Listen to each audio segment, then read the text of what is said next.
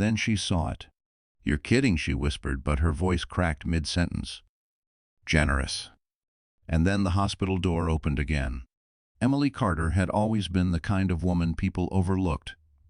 Not because she was plain, but because she carried herself with a softness the world mistook for weakness. At 29, she had the gentle beauty of someone who had lived through quiet storms.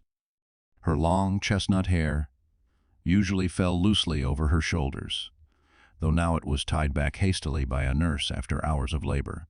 Her eyes, a warm hazel, carried a depth that came from years of loving people harder than they loved her back. Before pregnancy consumed her days, Emily worked as a community outreach coordinator for a small nonprofit in Brooklyn. She spent her time visiting shelters, arranging food drives, and helping families rebuild after hardship. Helping others made her feel grounded, useful, purposeful. She never chased money, status, or luxury. She preferred handwritten thank you notes over fancy events and quiet evenings at home over glittering Manhattan nightlife. Even after marrying Jason Miller, she stayed humble, soft-spoken, and generous, sometimes to a fault. Her friends used to joke that she loved with her whole ribcage. Jason loved the warmth at first, but somewhere down the line he began using it as leverage. Emily ignored the red flags the nights he came home smelling like someone else's perfume, the unexplained business trips, the way he guarded his phone as if it contained nuclear codes. She wanted her child to grow up in a family, not a broken picture. And now here she was, barely hours after giving birth, her heart hanging by a thread. She had always believed Jason would come around. She told herself the man she fell in love with still lived somewhere behind his hardened expression. She made excuses for him: work stress, toxic coworkers, financial pressure. She blamed everything except the truth. Jason had checked out long before their baby arrived. He stopped attending prenatal appointments. He missed her baby shower entirely. He didn't even assemble the crib until she broke down crying one night. But worst of all, Emily carried a secret of her own, a secret she kept even from Jason. She wasn't the simple nonprofit worker he thought she was. She came from the Carter family, a name whispered on Wall Street and Park Avenue. A family whose empire quietly funded entire tech companies, real estate giants, and private equity funds. And though her surname was common enough to blend in, her lineage was not. She had chosen to hide it after losing her parents in a plane crash at 21. She didn't want to be chased for her inheritance, manipulated, or turned into a trophy wife. So she lived modestly. She wore simple clothes. She avoided drawing attention. And she let the family trust handle her assets quietly, while she focused on building a life with Jason based on love, not wealth. But now she realized the cruel irony. Jason betrayed her even when he thought she had nothing. She wondered what he would have done if he had known the truth, if he had known the woman he was carelessly discarding was worth billions, not pennies. Would he have stayed, pretended to love her, played the long game until he could divorce her on his terms? The thought made her stomach twist. She looked down at her newborn son. His tiny fingers curled around hers, grounding her in a way nothing else could. She whispered an unsteady promise: "I won't let anyone hurt you. Not him. Not anyone." And just as she breathed those words, a shadow appeared in the doorway, a figure she never expected to see again, especially not today, not like this. The person who stepped inside would change everything. The hospital room at St. Luke's in Manhattan was supposed to be a place of healing, but at that moment it felt like a stage where the cruelest scene of Emily's life had just played out. Soft beeps from the monitors filled the air, accompanied by the distant echo of footsteps in the hallway. Outside, the Manhattan skyline shimmered through the tall window glass, towers catching the late afternoon sun, yellow cabs flowing like veins beneath them. A city full of life, full of stories, full of triumphs and betrayals. A city that didn't pause for anyone's heartbreak. Emily had always loved Manhattan ever since she moved there at 19. She loved how the buildings glowed at night. She loved the noise, the energy, the feeling that anything could happen. But today, everything felt painfully still. The crisp, white bedsheets, the faint scent of antiseptic, the low hum of the air vent, it all pressed in around her, reminded she was trapped in this tiny room at one of the most vulnerable moments of her life. Yet the hospital was only the first setting of this unfolding storm. Outside these walls waited the apartment she shared with Jason, a modern penthouse on the edge of the Upper West Side. Jason pretended they were renting it with good deals he found, but the truth was that the lease was paid quietly by the Carter Family Trust so Emily could live safely without drawing attention. The penthouse had floor-to-ceiling windows overlooking Central Park hardwood floors that reflected morning sunlight and a quiet reading corner where Emily spent countless nights resting her hands on her belly, dreaming about the future. She remembered the navy blue crib Jason finally assembled, how she imagined placing her baby in it, how she believed their small family would have gentle mornings and warm evenings. She envisioned laughter echoing off the walls, movie nights, on the couch, and slow dancing in the dim kitchen after the baby was asleep. That apartment wasn't just a place, it was everything she hoped motherhood would feel like. Now she wasn't even sure she'd be allowed back inside. The other setting looming over her story was Jason's corporate world, the sharp glass-walled office, where he spent more time than he did with her. Emily had visited once. The office on Park Avenue was full of people who whispered about deals, stocks, and bonuses. Jason would brag about late-night meetings, but Emily often sensed he loved the environment more than he loved the life they built. She remembered how his eyes lit up when he talked about wealth he didn't have yet. She never realized he resented her for not being ambitious enough. He didn't know she had more wealth in her name than the entire company he worked for. Then there was Carter Holdings, the empire Emily had avoided for years. A skyscraper in Lower Manhattan with her family's name engraved discreetly in black marble. She had not stepped inside since her parents' deaths. She thought she had escaped that world, but now it was rising again like a dormant giant, waking up at the exact moment she needed it. These settings, hospital room, penthouse, corporate towers, the Carter building, were about to collide in ways none of them could have predicted. But the setting that mattered most right now was the doorway of her hospital room, because the man stepping into it was not a doctor, not a nurse, not even a friend. It was someone tied to a part of her life she had buried long ago, and his presence meant everything was about to change. And the look on his face said he already knew what Jason had done. Jason Miller had once been the man who brought flowers to Emily's old Brooklyn apartment, who held her hand during thunderstorms, who promised he would always choose her. But somewhere along the way, somewhere between stock charts, late-night drinks with coworkers, and a growing obsession with wealth, he slipped into a version of himself Emily no longer recognized. Standing in the sterile hospital room, he looked like a stranger wearing the face of her husband. His dark hair was slicked back too neatly, his suit too sharp for someone visiting a wife who just gave birth. His posture screamed impatience, as if he were waiting for the elevator rather than ending a marriage. Jason had become intoxicated by the world of finance. The long boardroom tables, the glowing monitors showing stock tickers, the way executives walked like they owned Manhattan. It fueled him. He wanted that life more than he wanted his family. He wanted the penthouse, the private clubs, the business lunches at the Modern. Yet he never admitted it to himself. Instead, he began blaming Emily for being too simple, too soft, too content with little. He saw her kindness as weakness, her gentleness as lack of ambition. And he resented that she didn't push him harder toward success. What Jason didn't know, what he never cared enough to learn, was that Emily had more power than any of the men he idolized. Then there was Lauren. Lauren Hayes, 27, an analyst at Jason's firm, walked into the room with the confidence of someone who believed she had already won. Her platinum blonde hair was curled perfectly, her heels clicking against the hospital floor like she was entering a fashion event rather than a maternity ward. She clutched a designer tote against her arm and smiled with a kind of smug pity that made Emily's stomach twist. Lauren had always been competitive. She loved the attention of wealth. She loved being close to power even if it wasn't hers. When she met Jason, she saw opportunity. He wasn't rich, not yet, but he was hungry. Ambitious. Easy to manipulate.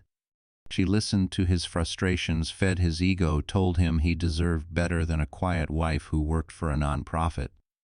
Little by little, she replaced Emily in conversations and daily routines in Jason's thoughts, until one night Jason didn't come home at all.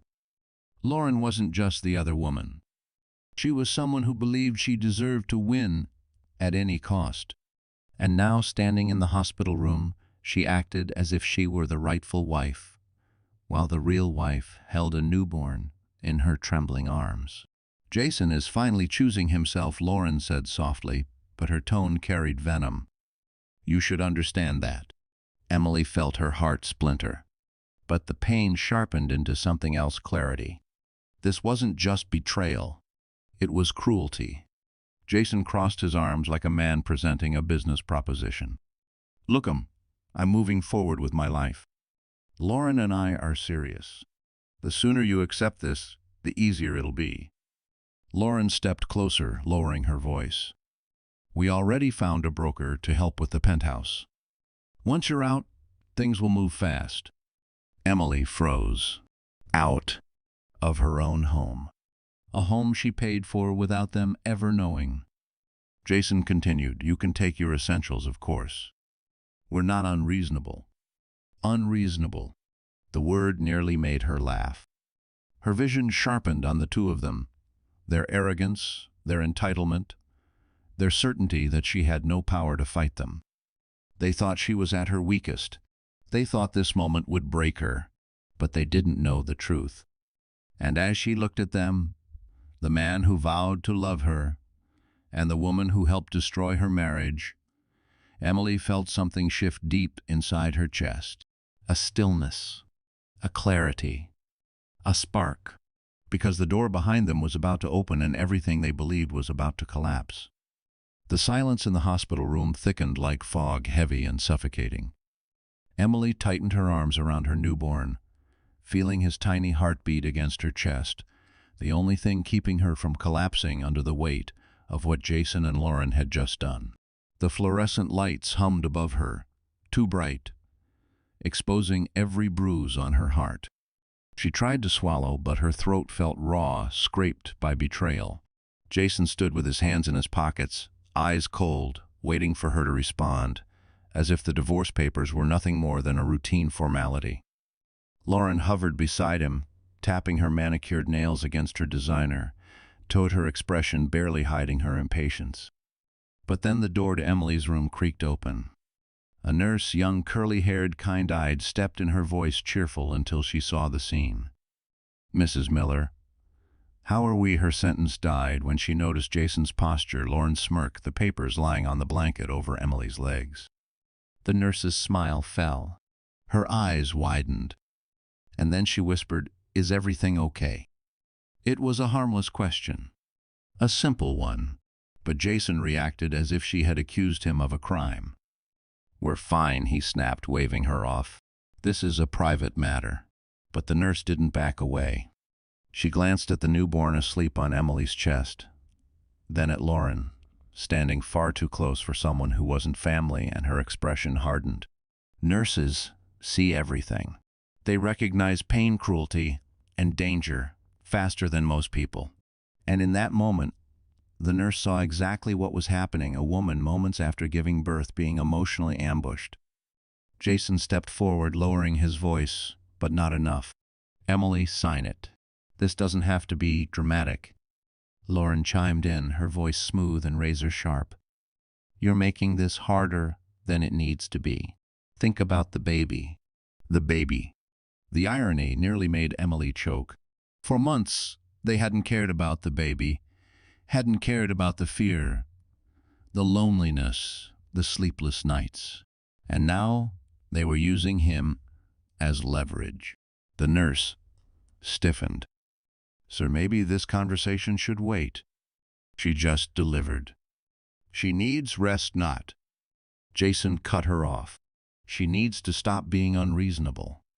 The moment the word unreasonable left his mouth, the nurse's jaw clenched. Other nurses in the hallway began turning their heads. A doctor walking past slowed. A security guard near the elevator glanced over. People sensed the tension rising like a storm pressing against the windows of the room. Lauren folded her arms. "Jason, she's clearly not stable. Maybe the nurses should monitor her mental state." The jab hit its target. Emily felt heat rise behind her eyes. "You don't get to question my sanity," she whispered. Lauren shrugged. "Postpartum can be unpredictable." That was it. The nurse stepped forward sharply. "Jason Miller, Lauren Hayes, I need you both to step back from the patient." Jason scoffed. "We're her family." "Are you the nurse?" shot back. Her voice carried into the hallway. Two more nurses appeared behind her. Jason's face reddened. "This is ridiculous. We're trying to handle a marriage issue." "No," the nurse said firmly. "You're harassing a woman who gave birth less than 6 hours ago." The word harassing sliced through the hallway. People stared. Jason looked around, embarrassed, furious, unraveling under the public spotlight he hadn't prepared for. Lauren tugged his sleeve. "Jason, everyone is looking." He ignored her, leaning closer to Emily with clenched teeth.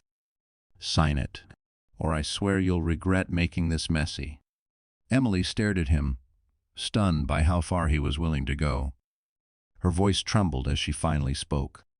"You already made it messy." The nurse stepped between them. "Both of you out. Now." Jason's jaw locked. Lauren's lips tightened. But with the entire hallway watching, they had no choice but to retreat. Jason pointed a shaking finger at Emily. "This isn't over." He turned. Lauren followed. But before they reached the door, someone else stepped into the room, someone whose presence froze Jason in his tracks. And the look on that man's face said Jason had just made the biggest mistake of his life. For a moment, Emily thought her vision was blurring again. She blinked twice, steadying herself, tightening her hold on her newborn. As the doorway filled with a tall, broad-shouldered figure in a tailored charcoal coat, the light from the hallway framed him, casting a sharp silhouette that made Jason freeze mid-step. Richard Hale.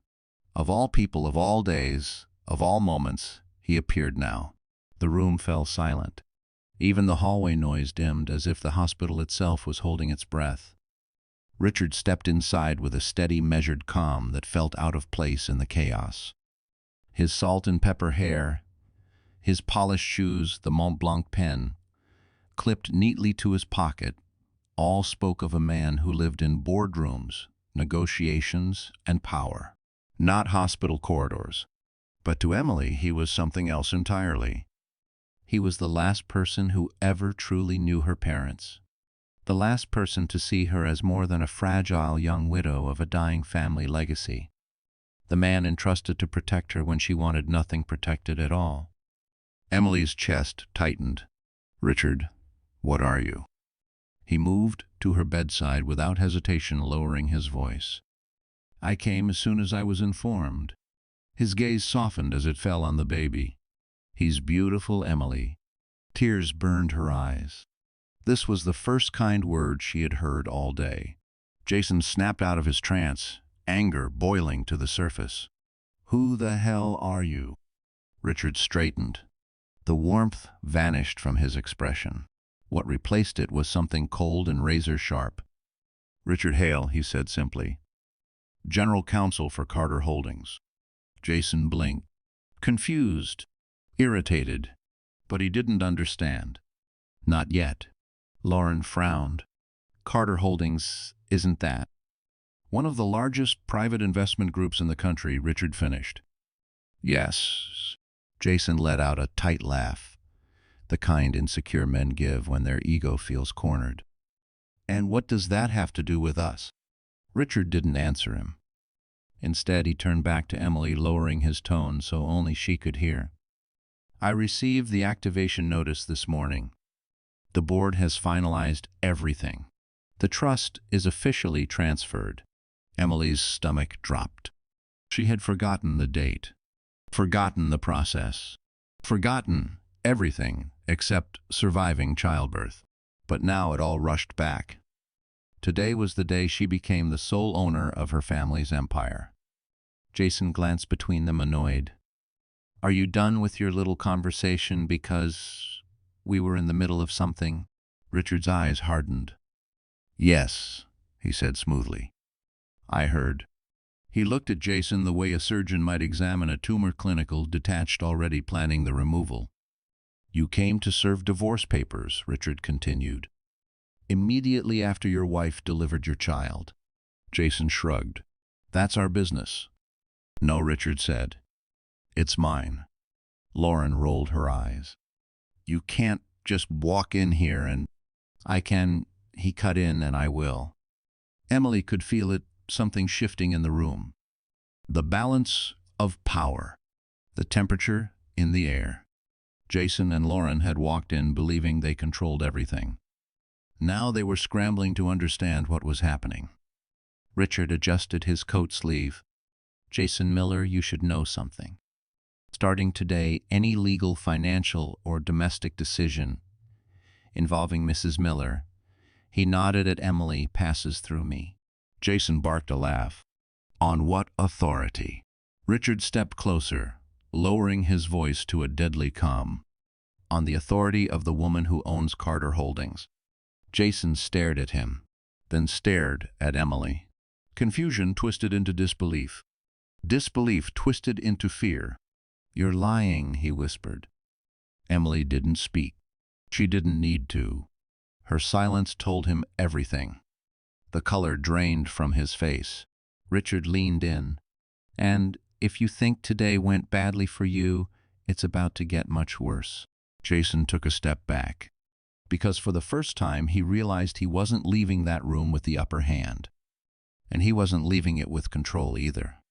Jason's breath hitched a shallow, disbelieving gasp, like someone realizing the ground beneath them wasn't ground at all, but thin, cracking ice. He stared at Emily as if seeing her for the first time in their entire marriage.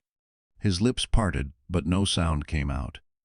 Even Lauren took a step back, clutching her tote, as though it could shield her from what she had just heard. Emily looked down at her newborn, running her thumb gently across his tiny cheek. She didn't feel triumphant. She didn't feel powerful.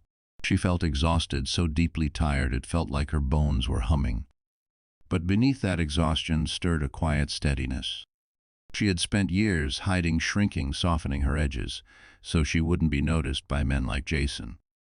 But now the truth was out in the open, standing in the fluorescent light for everyone to see. Richard moved a bit closer to her bedside. Emily, he said with a gentleness he rarely used, the board has transferred full control. You now hold majority ownership of all Carter assets and subsidiaries. The paperwork was finalized at 9:14 this morning. This morning, while she was in labor, while Jason was ignoring her calls. She let out a shaky breath. Jason shook his head hard. No, this is insane. Emily, what is he talking about? You don't own anything. You work for a charity, an underfunded one at that. Emily slowly lifted her eyes to him. Because I chose that, she whispered. Because I didn't want my life to be about money. Lauren scoffed, though her voice trembled. You, a billionaire? Come on. Richard turned toward her like a shark sensing blood. Miss Hayes, if you'd like confirmation, I can have the Carter Holdings legal team send a portfolio summary to your personal email. I assume you check it often. Lauren swallowed hard. Jason's face twisted into something desperate. Why didn't you tell me? Emily's voice cracked from exhaustion, not fear. Because I wanted someone who loved me, not my last name. Not my family's money. Me. Jason stepped closer, reaching for the bed rail as if he had any right to touch it. Emily, we've been together for years. You should have trusted me. Emily felt something inside her tighten, a boundary forming for the first time in their marriage. Jason, you've lied to me for months, she said softly. You lied about where you were, who you were with, why you were pulling away. And today you brought divorce papers to my hospital bed. Jason opened his mouth, but nothing came out. Richard cleared his throat. Mr. Miller, I recommend you tread carefully. Your behavior today can and will be used in custody proceedings. Lauren's eyes widened. Custody?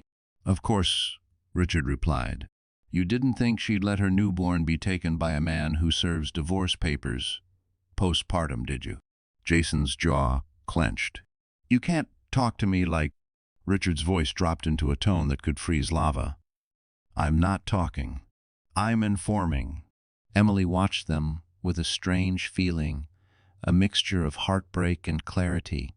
Years of pain, confusion, and self-doubt were finally making sense. Jason hadn't grown distant because he felt overwhelmed. He wasn't working late. He wasn't under pressure. He had simply stopped valuing her. He had stopped seeing her. And now he was seeing her for the first time in the worst way possible. Jason stepped closer, lowering his voice. Emily, let's talk. Just us. Without him. No, Emily whispered. We're done talking. Lauren tugged Jason's sleeve. Jason, let's just go. This is turning into a nightmare. Jason snapped. Shut up, Lauren. The room went still. Lauren's face flushed with humiliation. Emily exhaled a trembling breath. Richard, what happens now? Richard adjusted his coat calmly. Now we begin. Jason stiffened. Begin? What? Richard met his gaze with a cold, measured stare. Your consequences. Jason flinched. But the worst part for him wasn't Richard's words. It was the way Emily, gentle, fragile, forgiving Emily, looked at him with absolute finality in her eyes. Because she knew something Jason didn't. This was only the beginning of his downfall. The hours after Jason and Lauren were escorted out felt like moving through a storm that had finally passed but left behind a trail of shattered branches. Emily lay against her pillow, breathing slowly, trying to steady herself as the newborn slept on her chest. Every muscle in her body ached. Her emotions felt like scattered glass, and yet something inside her had shifted. The part of her that used to bend, used to break, used to apologize for taking up space, it wasn't there anymore. The betrayal had burned it to ash. The door closed softly behind Richard as he stepped out to make calls, giving Emily a moment of silence. She stared at her son's tiny fingers, remembering every sacrifice she had made during the pregnancy, every night spent alone, every appointment she attended, without Jason, every kick she whispered to, when she felt most forgotten.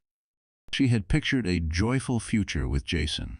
She had pictured a happy family.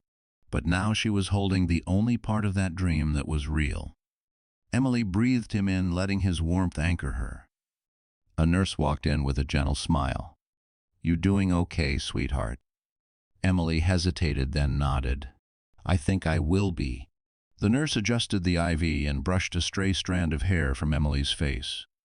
Today was brutal. But you handled yourself with more strength than most. Emily didn't feel strong.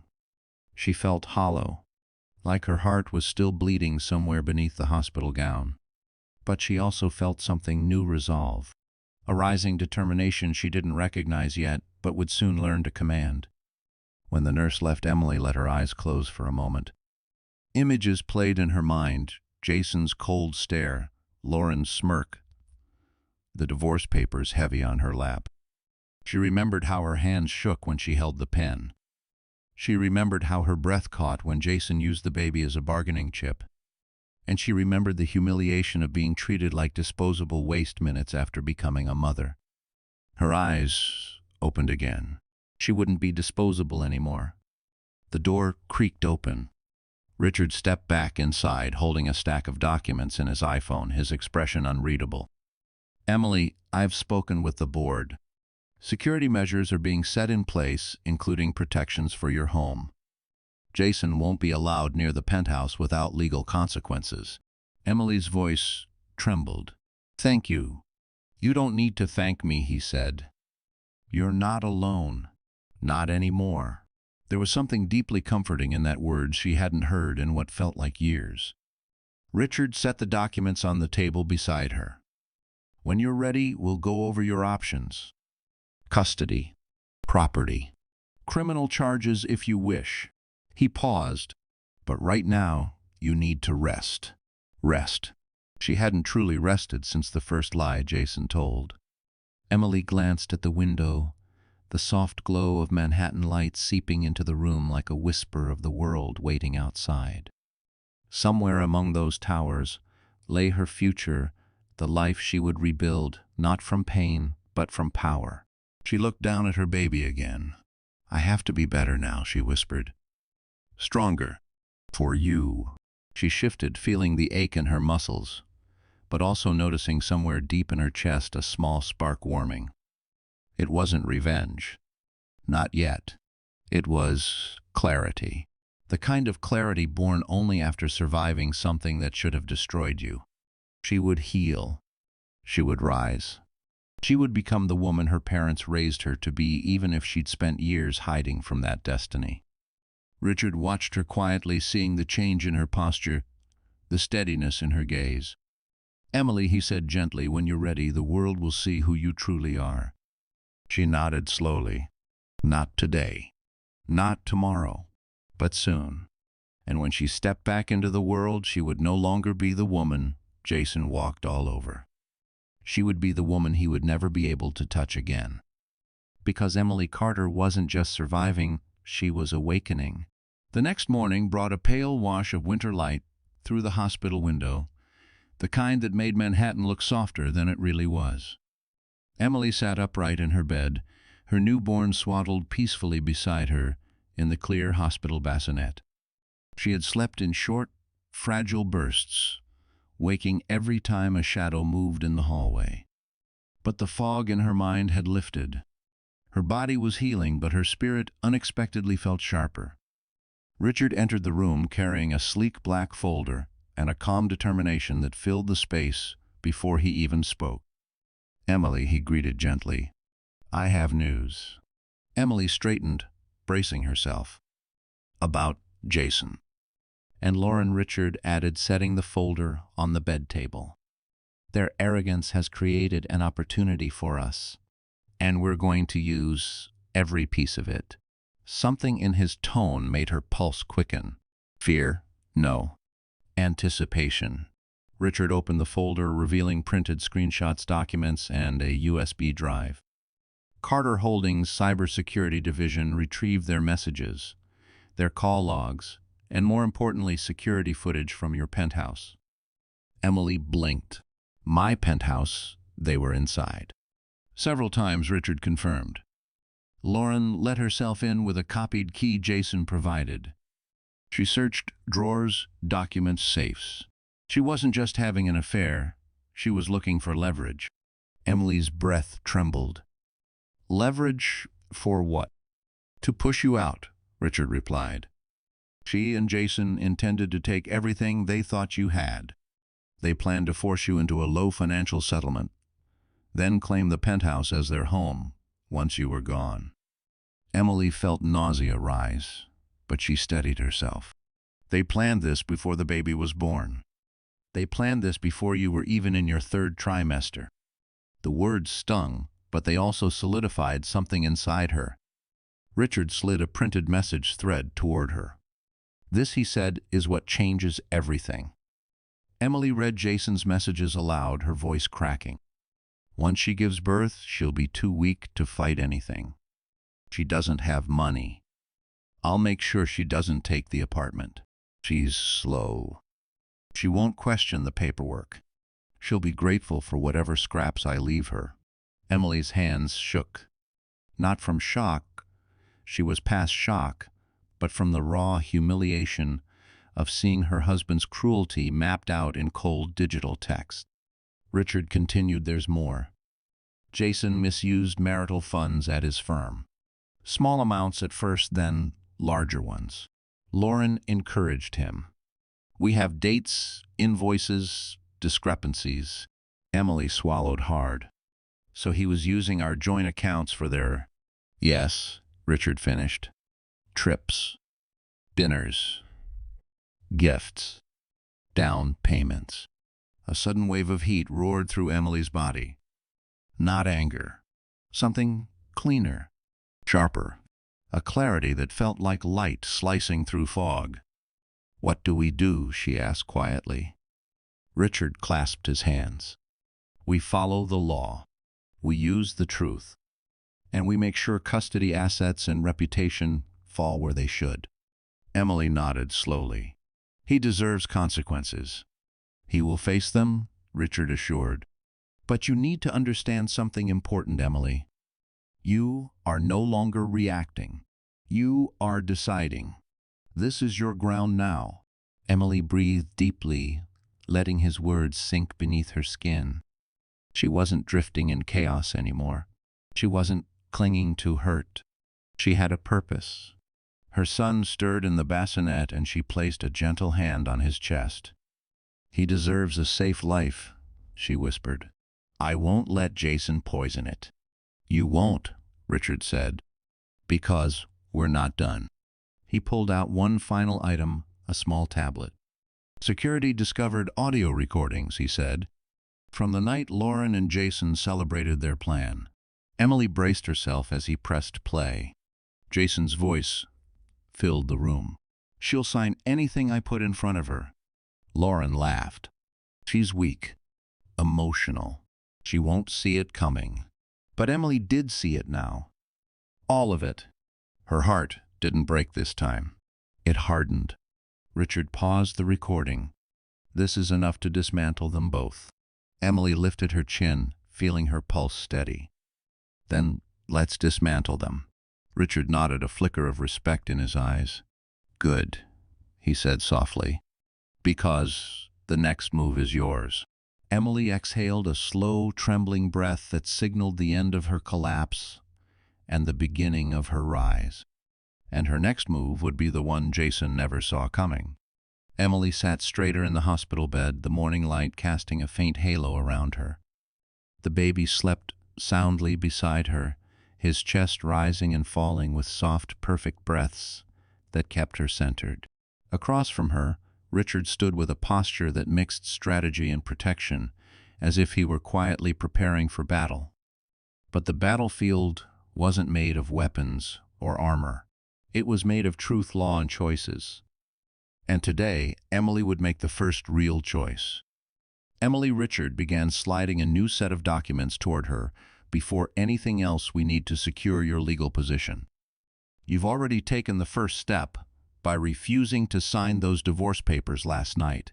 Emily nodded slowly. "I didn't sign because I was in shock. But I'm not in shock anymore." "I can tell," Richard said with a small approving smile. "So this is where your transformation begins.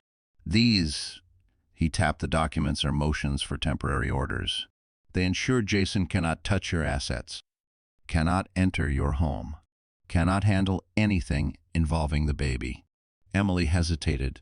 "Will he fight it?" Richard chuckled softly. "Jason can barely process the fact that his wife owns an empire. He won't fight well. And he doesn't realize we have enough evidence to level his credibility." Emily took a long breath. "I want him out of our lives. But I want to do it right. I don't want to become like him." "You won't," Richard assured her. "You're making decisions based on protection, not cruelty." She folded her hands. "Then let's do it." Richard nodded. "Good. But there's another decision ahead of you, one that will determine the direction of everything moving forward. And it's about your identity." Emily tensed. "My identity? You've spent years hiding the Carter name, hiding your financial standing, your inheritance, even from your husband." Richard paused. "But now, Emily, hiding is no longer an option. Not in this fight." Emily's stomach fluttered. "You're saying I have to become the heiress. I'm saying, Richard replied gently, you have to become yourself. Emily looked at the baby again, his small mouth twitching in sleep. She had wanted a normal life. She had wanted love to be enough. But love hadn't saved her. Love had blinded her. And that blindness had led her into Jason's trap. Maybe hiding had once been protection, but now it was a weakness Jason had counted on. She whispered, I can't be that woman overnight. You don't have to be, Richard said. But you must step toward her now. Emily swallowed. What do I need to do? Richard opened a slim leather notebook, flipping to a page covered in concise notes. First, public positioning. The Carter Holdings Board needs to announce your transition to leadership. Discreetly at first, but publicly enough that Jason cannot manipulate the narrative. Second, we will file emergency custody orders today. Third, you must return to your penthouse with security. Emily froze. Return today. It's your home, he reminded gently. And after everything Jason tried to do, reclaiming your space is part of reclaiming yourself. Emily's pulse quickened. Returning home meant walking through memories, good ones, painful ones, broken ones. But she realized something important. She couldn't build a new life without closing the door to the old one. Okay, she whispered. I'll go back. Richard exhaled, relieved. There's one more matter. Emily looked up. Jason has requested a meeting. Her chest tightened. He what? Richard's expression hardened. He claims he wants to explain, but I suspect he's hoping to manipulate you before he realizes how airtight our case is. Can he meet me here? She asked. No, Richard replied firmly. You're still recovering. I'll arrange the meeting at a safe location with 2 witnesses present. You'll decide if you want to attend. Emily stiffened. I'll attend. I want him to see I'm not afraid. A slow, approving smile spread across Richard's face. Then we're locked in. From this moment on, the power shifts. Emily felt it deep in her bones. The shift, the reclaiming, the awakening. She wasn't the trembling woman in the hospital room anymore. She wasn't the wife begging for scraps of affection. She wasn't the hidden heiress afraid of her own inheritance. She was a mother, a fighter, a woman rising from the ashes with quiet, devastating clarity. And Jason was about to find out exactly what that meant, because the next time they faced each other, she wouldn't be the one breaking. The meeting was arranged for the following afternoon in a private consultation room on the hospital's lower floor, neutral territory, quiet monitored. Emily insisted on being present. She refused to let fear follow her home. She refused to let Jason's voice echo in her head unanswered. She wanted to face him with her eyes open, her spine straight, and her son safe upstairs under the watch of the most reliable nurse on the floor. Richard walked beside her as they approached the room, his step steady and protective. Remember, he said softly, you don't owe him anything. Not explanations, not softness, not forgiveness. You say only what you choose to say. Emily inhaled deeply. I'm ready. But readiness wasn't what she felt. What she felt was something sharper, resolve layered over heartbreak. When Richard opened the door, Jason was already inside.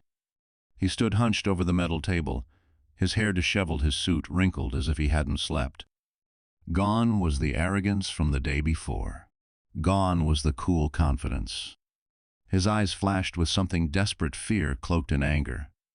Lauren wasn't with him. That alone felt like a shift in gravity. Jason's gaze darted to Emily immediately. Em, he breathed, stepping forward as if expecting her to collapse into his arms. Thank God. I thought he stopped when Richard entered behind her. His jaw tightened. Sit down, Jason, Richard said. Jason obeyed grudgingly. Emily took the opposite seat, folding her hands on the table. Her fingers trembled, but she kept them still. She wouldn't let him see her break anymore. Jason leaned forward. Emily, everything yesterday, it wasn't supposed to happen like that. I messed up. I shouldn't have brought papers to the hospital. I was overwhelmed. Emily's voice stayed steady. You weren't overwhelmed, Jason. You were prepared. You planned it? Jason's face twitched. I was confused. I said stupid things. But we can fix this. There's nothing to fix, she replied. Jason's breathing sharpened. I love you, Emily. Richard slid a printed transcript onto the table. These are your messages to Mems. Hayes. Telling her you've been done with your wife for months. Telling her Emily was dead weight. Telling her you'd have the penthouse by spring. Jason's face dropped. You invaded my privacy. You forfeited privacy the moment you involved marital assets. Richard said coldly. Jason turned back to Emily, his voice cracking. I was angry when I said those things. You have to understand, Lauren pressured me. She wanted more than I could give. Emily studied him carefully. He looked small now, small in a way that went beyond posture. Like a man discovering the world wasn't bending around him anymore. What do you want, Jason? She asked. He wet his lips. I want to start over. I want my family back. I can be better. Emily felt a strange calm settle over her. A calm that came not from forgiveness but from acceptance. You didn't want me, she said softly.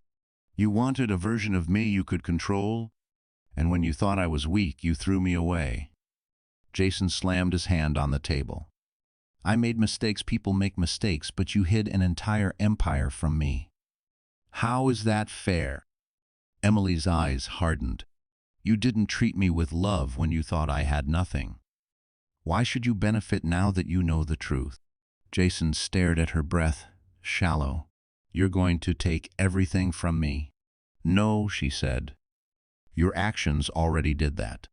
He froze. Emily continued, her voice steady and devastating. I'm filing for full custody. You will not return to the penthouse. You will not come near my son without court approval. And you will not escape the consequences of what you and Lauren did. Jason's mouth opened, but no sound came. Richard added, criminal and financial investigations begin tomorrow. For a moment, Jason looked like a child lost in a storm. Then his expression broke, anger flooding back. This isn't over. You'll regret this, Emily. I swear you will. Emily rose to her feet, her heartbeat steady, her hands still. No, Jason, she said, meeting his eyes without flinching. I regret ever thinking you loved me. She turned toward the door, and as she left the room, she didn't look back, not once. Because the woman Jason had known was gone. Emily stood in front of the hospital's sliding doors, bracing herself as the cold Manhattan air swept across her cheeks. She was discharged that afternoon, her newborn bundled securely in a soft blue blanket, sleeping peacefully against her chest. A black SUV waited at the curb, Carter Holdings security detail, its engine humming with quiet authority. This wasn't the life she chose, but it was the life she would now step into with purpose. Richard opened the rear door for her. Take your time, he said gently. Returning home after trauma is never easy. Emily nodded, adjusting her hold on the baby. I'm ready, she whispered, though her heart was thudding hard enough to shake her ribs. As the SUV pulled away, she watched the city pass by, the towering glass buildings, steaming manholes, yellow cabs weaving through traffic. This was her city. The place she had built her life. The place she had planned to raise her child with Jason. And now it was the place she would reclaim, not as a wife holding onto a broken dream, but as a woman forging a new path. When the SUV turned onto her street, her breath caught. The penthouse building stood tall and sleek, its marble lobby glowing under warm lights. She had walked through those doors hundreds of times, but today it felt different. Today it felt like crossing into a battlefield she intended to win. 2 uniformed security guards assigned by Carter Holdings stood at the entrance. They straightened immediately when they saw her. Welcome home, Ems, Carter, one said respectfully. Emily paused. Miss Carter. For years, she had been Emily Miller, hiding behind Jason's last name, shrinking her identity so her marriage wouldn't feel unequal. Now the world was using the name she had spent years avoiding. She exhaled slowly. "Thank you," she said, stepping inside. The lobby smelled faintly of polished stone and fresh flowers. The concierge, a man who always smiled warmly at Jason but barely glanced at her now, stood up straighter. "Miss Carter," he said almost nervously, "your unit has been secured. No one has entered since the change in authorization." Good, because the idea of Jason or Lauren setting foot inside again made her stomach twist. The elevator ride to the 32th floor felt endless. Each ding pulled her deeper into a mix of memories: late-night movies with Jason, the baby kicking during quiet evenings, the arguments she ignored, the nights she cried alone. She tightened her arms around the newborn, grounding herself in the future rather than the past. When the elevator opened, she stepped onto the marble hallway. Her door looked exactly the same: silver handle, frosted glass panel, but the air around it felt colder, heavier. Richard stepped forward. Security swept the unit. "You're clear to enter." Emily inhaled deeply and unlocked the door. The moment she stepped inside, her heart squeezed. The apartment smelled like home: lavender candles, fresh laundry, faint baby powder. But everything felt haunted by betrayal. She walked slowly through the living room. The plush sofa where she used to curl up waiting for Jason remained untouched. The kitchen counter still held the unopened box of herbal tea she bought for her final trimester tea. Jason complained stunk up the place. Her gaze drifted to the navy blue crib in the corner of the bedroom. Jason had built it while watching a basketball game, barely paying attention, complaining every few minutes. She had loved it then. Now it felt like a relic of a life she never truly had. Emily placed her baby gently in the crib. He stirred, then settled peacefully. A soft tear rolled down her cheek, not because she missed Jason, but because she finally understood that she had been living inside a cage disguised as a marriage. Richard's voice broke the silence. "Emily, the past isn't here anymore. Only what you choose next." She wiped her cheek and nodded. "I'm not afraid of this place. I'm not afraid of him. Not anymore." Richard studied her for a moment. "You're stronger than you know." Emily looked around the penthouse, her penthouse, and felt a spark ignite deep inside her chest. She wasn't here to mourn. She was here to rebuild, to reclaim, to become everything Jason never believed she could be. And as she stood in the apartment where her heart had once broken, she made a silent vow this home would witness her rise, not her ruin. The following morning, Emily woke to soft sunlight spilling across the penthouse bedroom, warming the sheets where her newborn slept peacefully.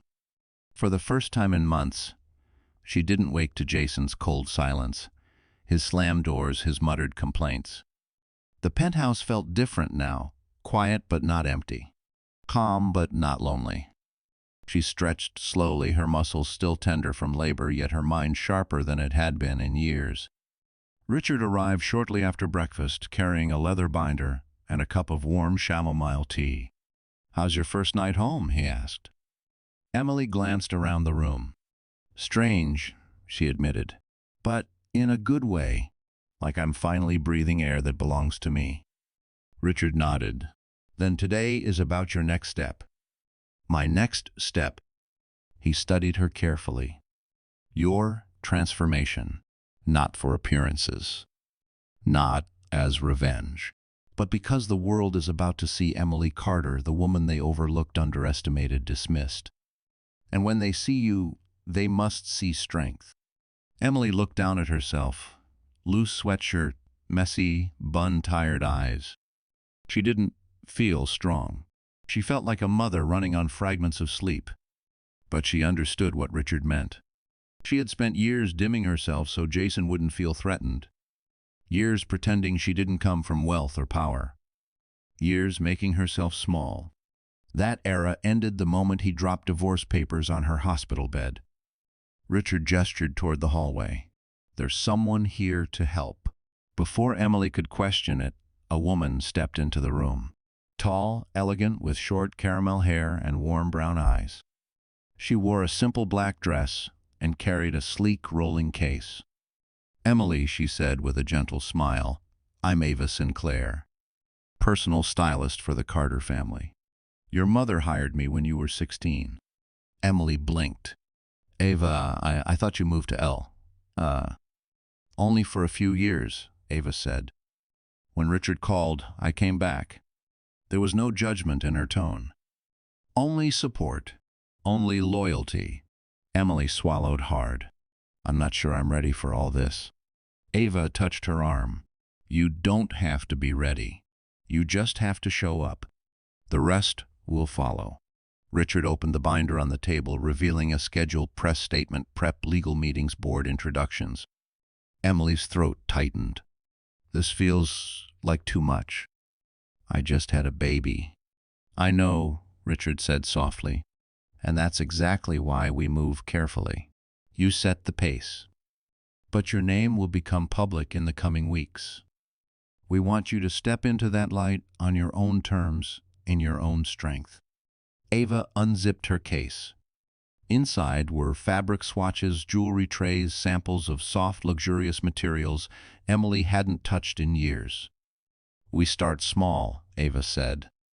"A look that reflects who you are now, gentle but unbreakable." Emily sat quietly as Ava worked, styling her hair in soft waves, choosing a simple cream blouse that flattered her without overwhelming her, applying makeup that brightened her tired eyes without masking them. It wasn't about glamour. It was about intention. Every brushstroke whispered, "You survived. You rose. Now you step forward." When Ava finally finished, she turned the mirror toward Emily. For a moment, Emily couldn't breathe.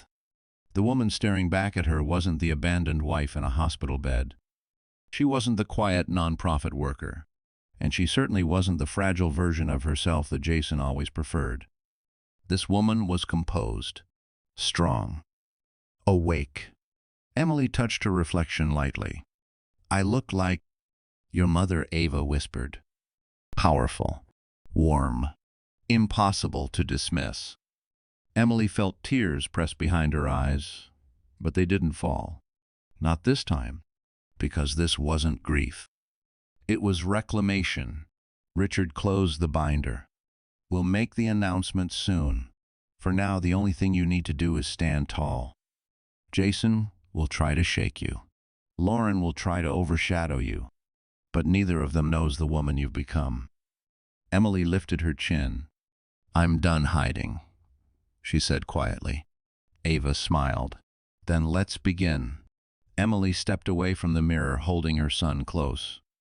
Because today wasn't the day she changed, today was the day she stepped into who she always was.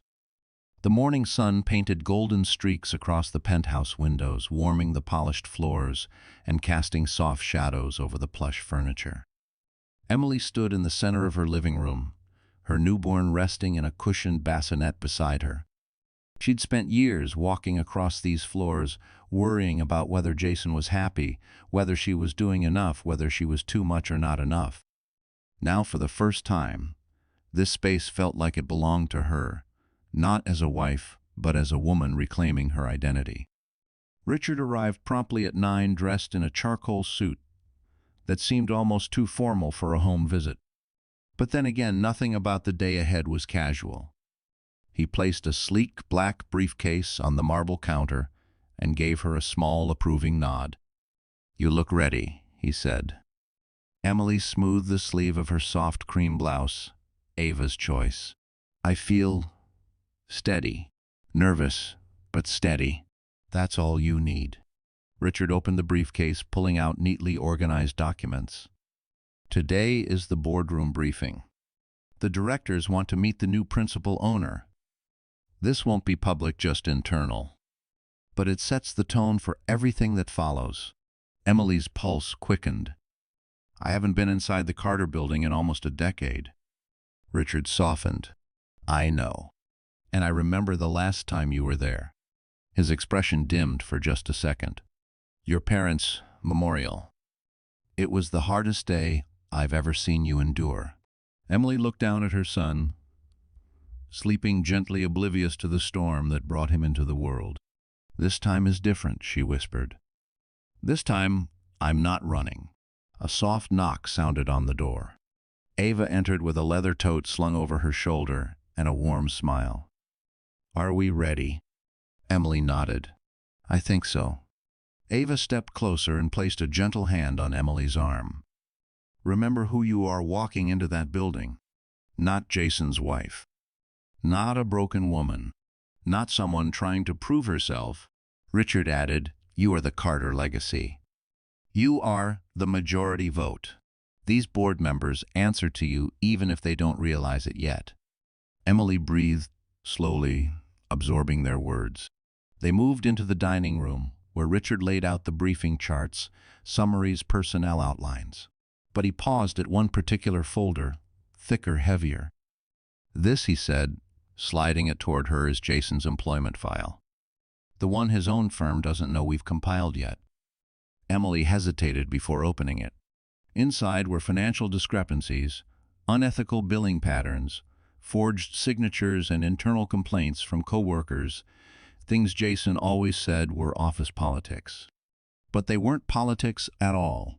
They were proof. Emily closed the folder. I didn't want to destroy him. Richard met her gaze firmly. You're not destroying him. He destroyed himself. You are simply refusing to shield him from the consequences. A long silence filled the room. Finally, Emily stood smoothing her blouse, lifting her chin. Okay, she whispered. Let's go. The ride to the Carter Holdings Tower on Lower Manhattan was quiet, the city passing by in a blur of steel and sunlight. When the SUV pulled up to the black marble building, Emily felt her breath hitch. The Carter name shimmered across the entrance, discreet, elegant, powerful. As she stepped out, security formed a respectful perimeter. Employees passing by paused, whispering softly when they recognized her. Some remembered her parents, others only recognized her from old portraits in the executive wing. Inside the lobby, the air hummed with quiet sophistication, the scent of polished stone, the faint echo of heels on marble, the low murmur of executives moving between meetings. Emily stood still, absorbing it. Ava whispered, "Welcome home." Richard gestured toward the elevator. "The board is waiting." Emily stepped inside the private lift. The doors closed. Her reflection stared back at her, soft but strong, gentle but unbroken, her son's future shining quietly behind her eyes. As the elevator rose floor by floor, she felt the weight of her past fall away. The hiding, the shrinking, the bending. This wasn't just a meeting. It was her rebirth. And when the doors opened onto the top-floor boardroom, she stepped out, not as the woman Jason betrayed, but as the woman he never deserved. And the entire board was about to witness exactly who she had become. The boardroom at Carter Holdings was a world away from anything Emily had experienced in years. The top floor offered a sweeping view of Manhattan's sleek towers, piercing the winter sky, sunlight reflecting off glass like shards of fire. The conference room itself was intentionally imposing, a long obsidian table, high-backed leather chairs, a wall-wide digital display slowly rotating through global market data. Everything felt cold, powerful, precise. And today all eyes were on her. Emily stepped inside with Richard at her side. Her heartbeat was a steady drum, not frantic, but alert, alive. She felt the weight of her mother's grace in her posture, her father's quiet confidence in her gaze. Ava's chosen outfit, subtle cream blouse, tailored black slacks, didn't scream wealth. It whispered authority. The directors stood upon her entrance, a gesture reserved only for the principal owner. Mrs. Carter, the chairman, a silver-haired man named Elliot Graves, greeted her with polite formality. "We extend our condolences again for the loss of your parents." "And welcome." Emily offered a small, steady nod. "Thank you." They took their seats. Richard remained behind her, hands clasped, ready her anchor in a room of sharks disguised as gentlemen. Elliot cleared his throat. We understand this is a challenging time, but legally and structurally today marks your full transition into ownership. A majority stake of 62% is now under your direct control. A director across the table leaned forward. Mrs. Carter, forgive us, but you've been absent from the company for nearly a decade. Are you prepared for the responsibilities ahead? Emily's fingers tightened slightly on the table's edge. Not from insecurity, but from the familiar sting of being underestimated. I didn't choose absence, she said quietly. I chose grief. I chose privacy. And I chose a life where people didn't value me for my last name. The room shifted, some eyes softened, others sharpened. But I'm here now, she continued, her voice calm but firm. Not because I wanted this power, but because it's time I take responsibility for what my family built. A murmur of approval passed through several members, but then another director, a stern-faced woman named Margaret Quinn, spoke crisply. Miss Carter, we'll be candid. The timing of your transition is unusual. We're aware of a personal situation involving your husband. Emily didn't look away. He's no longer part of my life. And the media, Margaret asked, if this becomes public, it may reflect poorly. Emily sat straighter. My ex-husband's betrayal will not define this company, and it will not define me. Her voice did not shake. Richard hid a small, satisfied smile. Elliot folded his hands. Very well. Let's review today's agenda. Charts lit up across the digital wall. Global Investments Quarterly Performance Philanthropic Projections. Emily listened carefully, absorbing every detail. The more she listened, the more she felt her confidence grow slowly, steadily, like roots anchoring into soil. Halfway through the presentation, a director asked, would you like to nominate an interim advisor, someone to guide you through this transition? Richard stepped forward, but Emily lifted a hand, gently stopping him. I will need guidance, she said honestly. I won't pretend I can carry everything alone. But I also won't nominate anyone until I've observed the company myself. The board exchanged looks, surprised, impressed. Elliot nodded. A wise approach. Another director leaned forward. Ms. Carter, if we may ask, what is your long-term vision for the company and for your role within it? Emily hesitated only a moment before answering. My parents built an empire, she said softly. But I want to build something different, something grounded in integrity, something my son can inherit without shame. I won't chase profit for the sake of it. I won't overlook corruption. And I won't tolerate anyone who uses this company for personal gain. There was a pause. Then Elliot stood. Ladies and gentlemen, he said, I believe we are looking at the future of Carter Holdings. The board rose with him. All 12 directors stood in agreement. Emily's breath caught not from fear, but from an overwhelming sense of alignment. For the first time since her parents' death, she felt her destiny settle onto her shoulders, not as a burden, but as a mantle. Elliot extended his hand. Welcome, Ems. Carter. Emily shook it firmly, because she wasn't just stepping into a boardroom. She was stepping into her birthright. While Emily stood in the Carter Holdings boardroom, claiming her place with quiet, steady dignity, Jason Miller was having the worst morning of his life. He sat in his small, cluttered office on the 14th floor of his firm's Park Avenue tower, an office he once bragged would soon become a corner suite. His hands shook uncontrollably as he scrolled through the email on his cracked iPhone screen for the 15th time. UBJECTANALYT ICSREV URGE and TFROM compliance and internal audit. He swallowed hard, rereading the words that tore open the ground beneath him. Your financial activity has triggered an internal investigation. You are instructed to meet with the Director of Compliance within the next 24 hours. Failure to cooperate may result in immediate termination. His throat tightened. This can't be happening, he muttered, running a shaky hand through his hair. Not today. Not now. But it was happening. And it wasn't just one email. His inbox was a graveyard of red flags, alerts about irregular client, billing flagged expense reports, unauthorized fund reallocation. Things he thought no one would ever trace. Things he thought would disappear into the chaos of the firm. Lauren had told him it would be fine. She had said everyone did it. But everyone didn't have Carter Holdings watching them. Jason slammed his phone down, pacing the office like a caged animal.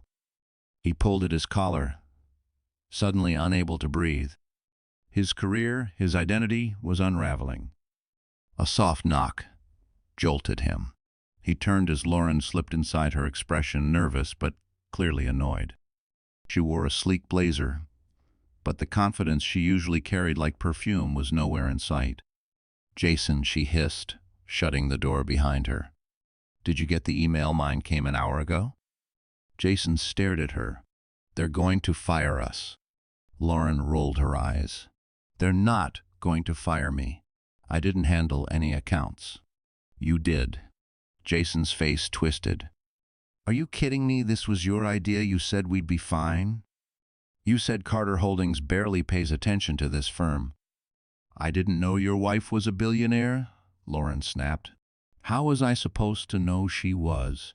"The owner," Jason finished with a bitter laugh. "The owner of one of the biggest investment empires in the country." Lauren took a step back. "Look, we just need to stay calm."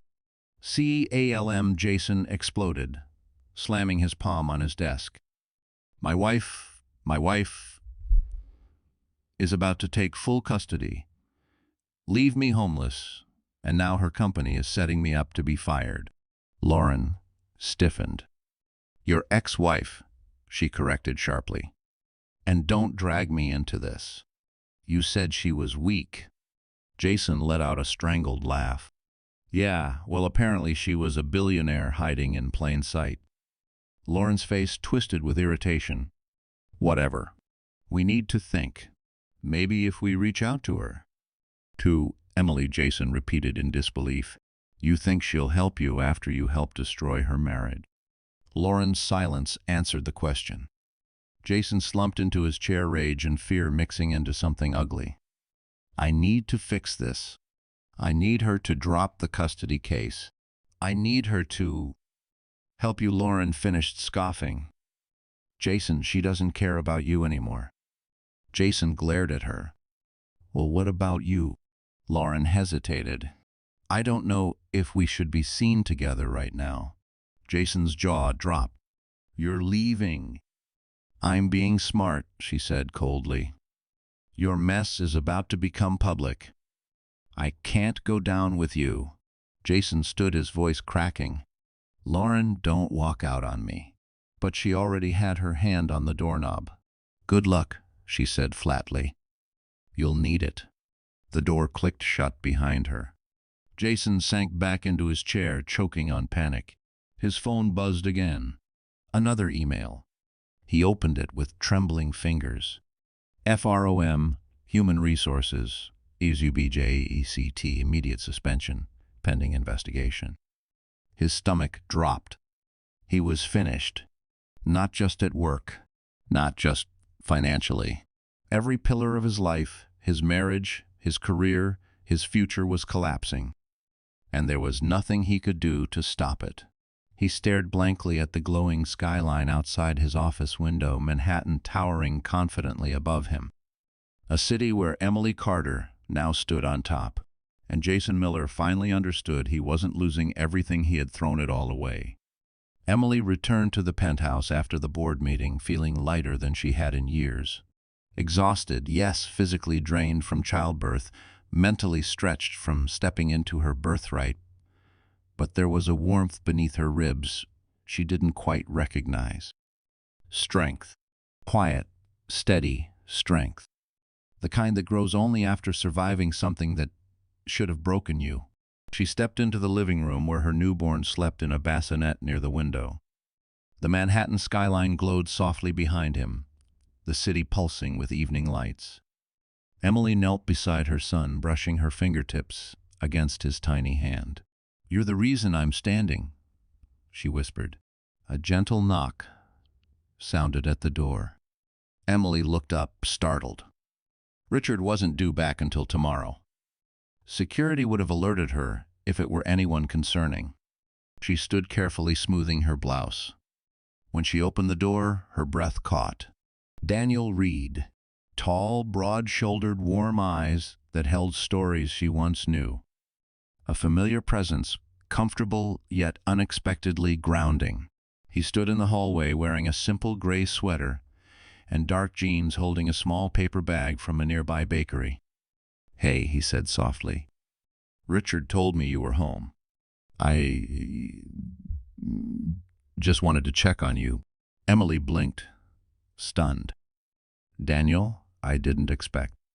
"I know," he said, stepping inside only after she nodded. "I didn't want to overwhelm you. I just wanted you to know you're not alone." His voice carried a tenderness she hadn't heard from anyone, not in years. Daniel Reed had been a friend of her family, a rising tech entrepreneur. Even in his 20s, now a well-known CEO with a reputation for brilliance and integrity. Emily remembered him from holidays, from charity galas, from the quiet conversations he'd shared with her father. He had always been kind, always gentle, and he had always looked at her with something unspoken, something she had been too young and too married to understand. Now he stood in her apartment, eyes filled with worry. "Emily," he said, placing the bakery bag on the counter, "I heard what happened at the hospital." Emily felt her throat tighten. "It was worse than anything I imagined." Daniel moved closer, slow and respectful. "You didn't deserve that. Not any part of it." A breath escaped her chest, trembling. "I know that now." Daniel gestured to the couch. "Can I sit?" She nodded, joining him with careful steps. He sat close, but not too close, just enough to be present without smothering her. "I brought you something," he said, pushing the bag toward her. "Oatmeal cookies. The bakery downstairs makes them fresh every night. You lived on these back in college." Emily let out a small, surprised laugh. "I can't believe you remembered that." "I remember everything about you," he said before he could stop himself. The room went still. Daniel inhaled sharply, shaking his head. "Sorry. I didn't mean to make things awkward. You've had enough pressure for 10 lifetimes."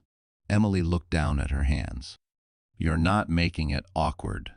Silence settled, soft, delicate, almost healing. Daniel leaned forward, elbows on his knees.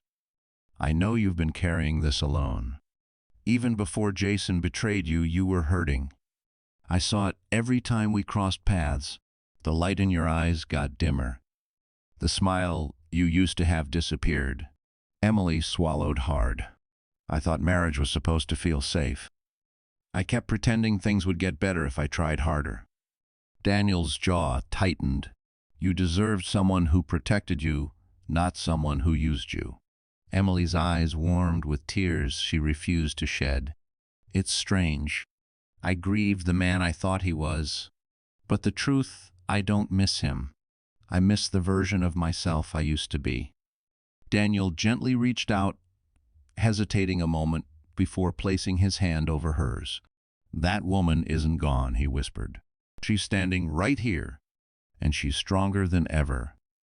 A soft, trembling breath left her chest.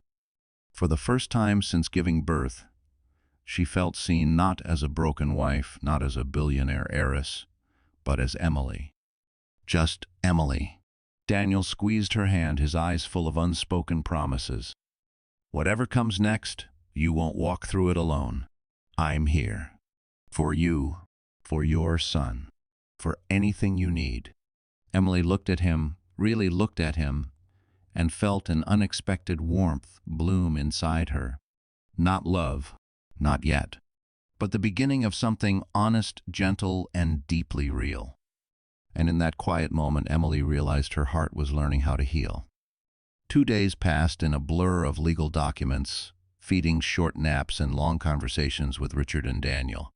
Emily moved through her penthouse, like someone relearning her own space, touching the marble counters, the framed photos she once loved, the plush blankets she used to wrap around a body that no longer slept beside her. But with every step she shed another layer of fear, another layer of dependency, another version of herself tied to Jason's shadow.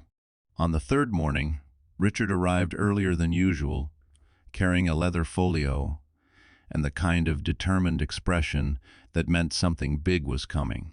Emily, he greeted, stepping into the living room. "I hope you got some rest." "A little," she admitted, rocking her newborn gently in her arms. "What's going on?" Richard glanced briefly at Daniel, who had dropped by with coffee and stayed to help. There was an unspoken understanding between the two men, though they rarely acknowledged it. "We need to discuss the gala," Richard said. Emily blinked. "Gala? What gala?" "The Carter Foundation Winter Gala," he explained.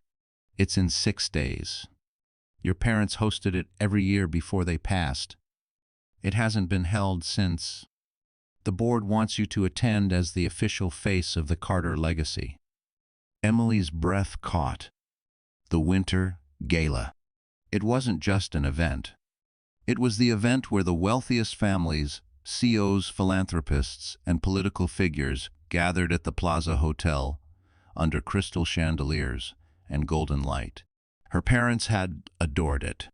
Emily had attended twice as a teenager, standing shyly beside her mother in a silk dress. But now, returning as the Carter heiress felt monumental, terrifying, necessary. "I don't know if I'm ready," she whispered. Richard stepped closer. "Emily, this gala will mark your return to society. It will finalize your status publicly. It will show strength in the face of everything Jason tried to do. And most importantly, it will shut down any narrative he or Lauren attempts to create." Daniel leaned forward from the couch. "You won't be walking in alone. You'll be surrounded by people who respect you, who answer to you." Emily's heart fluttered. "But I just had a baby. I'm barely sleeping. My body, I don't look like I used to." Daniel shook his head gently. "You look stronger than you ever have." Emily felt heat bloom in her chest at the sincerity in his voice. Richard continued, "You won't be on display, Emily. You'll be claiming your place.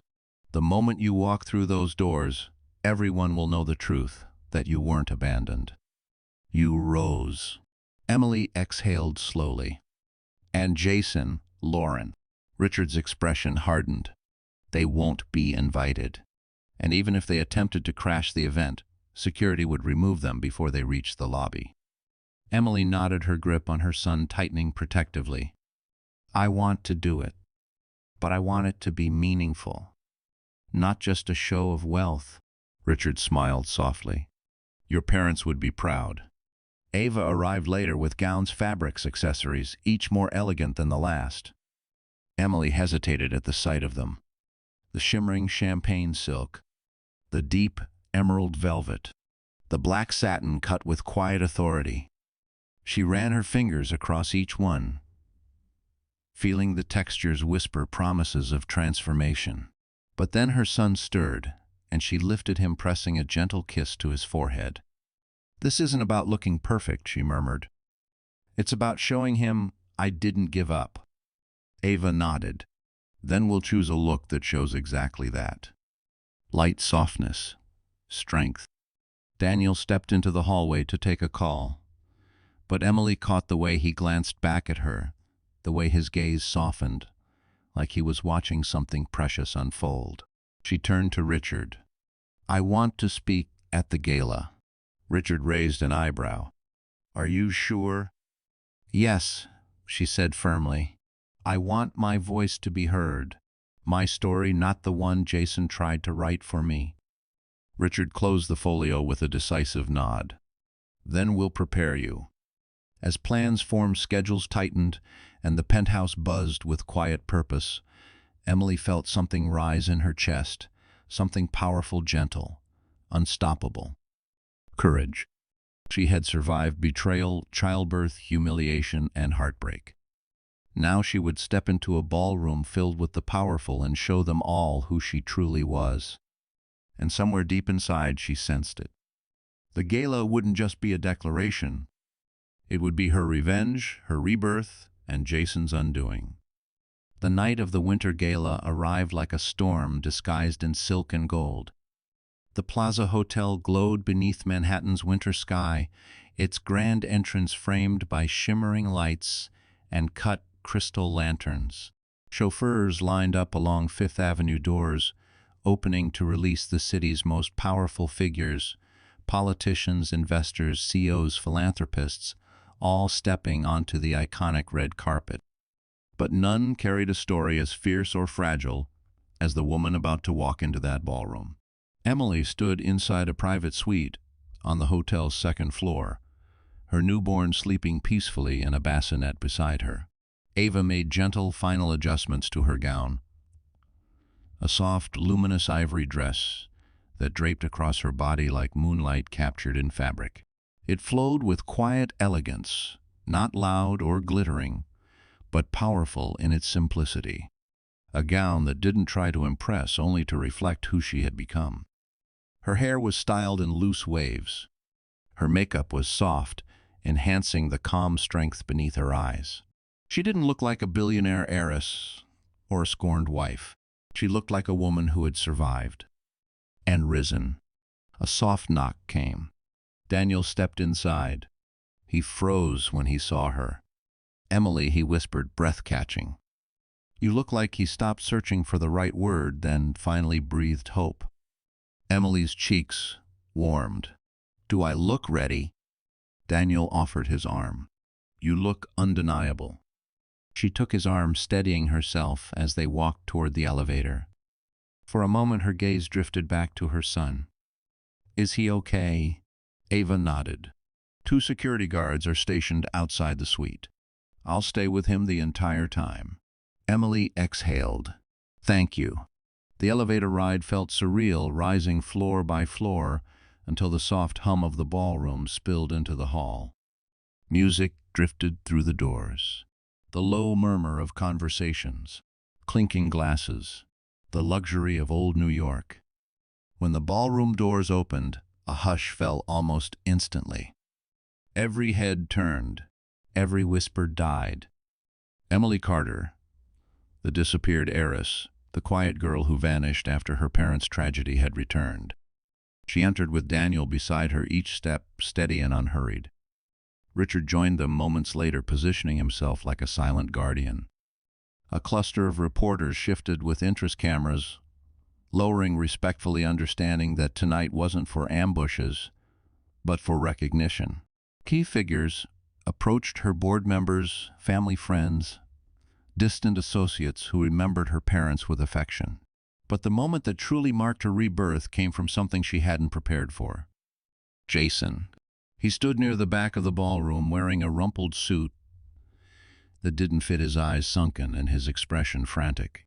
Somehow, desperate as he was, he had managed to slip past security. His presence cut through the golden glow like a stain. Emily froze.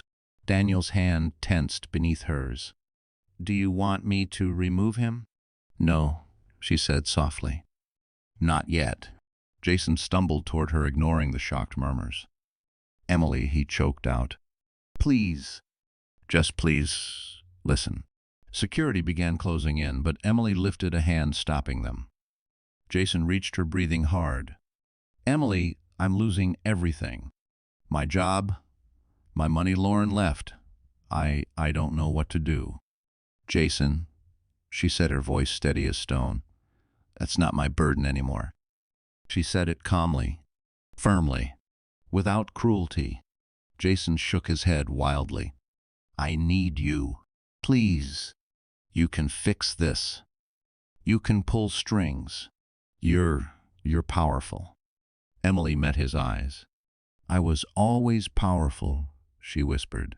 "You just never cared to see it." The room went silent. Every witness felt the weight of her words. Jason's shoulders collapsed. For the first time, he understood he had destroyed everything, not because Emily was weak, but because he never valued her strength. Security escorted him out gently but firmly. Daniel squeezed her hand. "You handled that with more grace than he deserved." Emily exhaled shakily. "It wasn't for him. It was for me." Richard stepped forward. "It's time." Emily nodded. As she approached the stage, the room quieted again.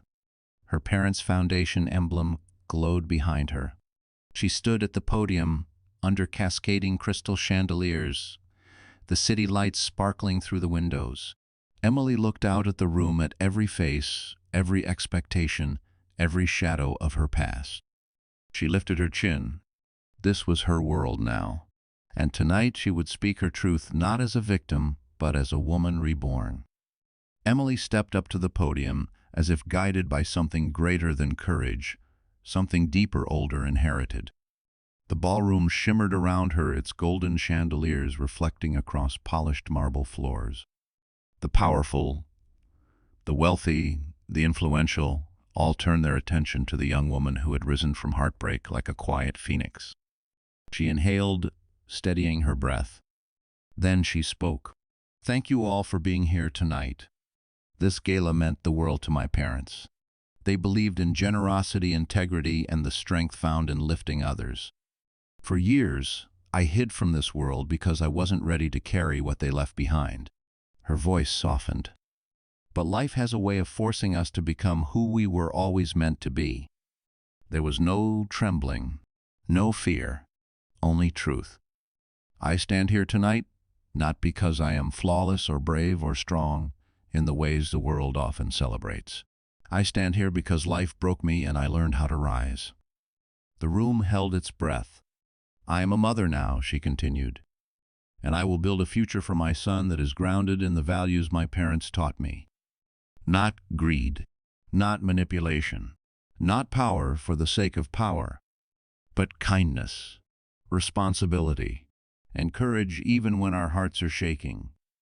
A few guests dabbed their eyes. Emily lifted her gaze, her voice gaining quiet strength. "To those who have faced betrayal, heartbreak, humiliation, I want you to know you are not defined by the person who hurt you. You are defined by the person you choose to become afterward."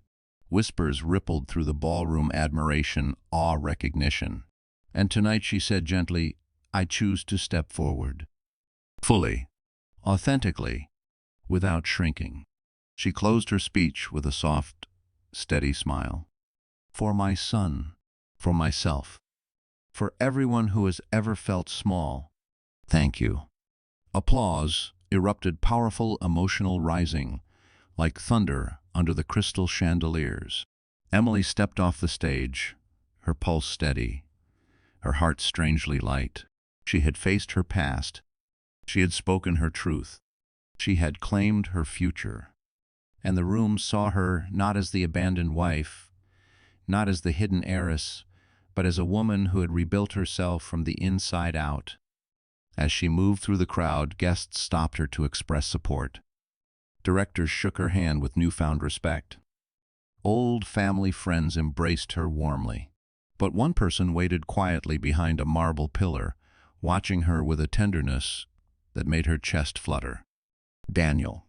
He stepped forward slowly, offering his hand, not as a CEO, not as a protector, but as a man who genuinely saw her. "You were extraordinary," he murmured. Emily exhaled shakily. "I was terrified." "You didn't look it." His smile was soft, warm. "You looked like a woman who finally let the world see her heart." She felt her cheeks warm. "Thank you for everything." "No," Daniel said, stepping closer. "You did this, Emily. You stood on that stage alone. You faced your pain alone. You rose alone." He hesitated, searching her eyes. "But you don't have to walk the road ahead alone if you don't want to." Emily's breath caught. He wasn't asking for ownership of her life. He wasn't asking for pieces of her she didn't have left to give. He was simply offering presence. Steady, patient, safe, something her heart had never known before. "I don't want to," she whispered. Daniel reached gently for her hand, not rushing, not assuming, just holding it with the tenderness of someone who understood the weight she carried. Emily felt warmth flood her chest.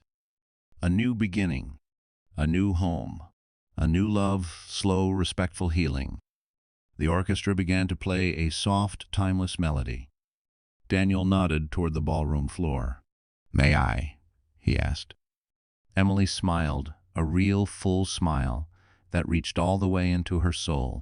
"Yes," she whispered. "You may." He guided her onto the dance floor, his hand steady at her back. They moved slowly, gently, as if the world outside the golden ballroom no longer existed. And for the first time in years, Emily felt safe. Found. Chosen not for her money, not for her name, but for her. She rested her head lightly against Daniel's shoulder. Her life had been broken open, but what grew from the cracks was stronger, sweeter, and more beautiful than anything she had lost. And this time she wasn't rising alone. And just like that, our story comes to a close. But if you are still here right now, reading these last lines, then something in Emily's journey must have touched your heart in a real, honest way. Maybe it reminded you of your own battles. Maybe it whispered to a quiet part of you that deserves more than the pain you once accepted. Life, like Marcus Aurelius wrote, is what our thoughts make it, and healing begins the moment we choose to see our worth again. Emily's rise teaches us that betrayal doesn't define you. How you rise afterward does. Strength doesn't always roar. Sometimes it looks like getting up one more time, choosing yourself one more time, breathing one more time. So my dear friend watching on the other side of this screen, if her story stirred something in you, hold on to it. Let it remind you that dignity, self-respect, and new beginnings are not luxuries, they are rights. And you deserve them too. If this message reached you in any way, please like the video, share it with someone who needs it, and subscribe to our channel. You being here truly means more than you know.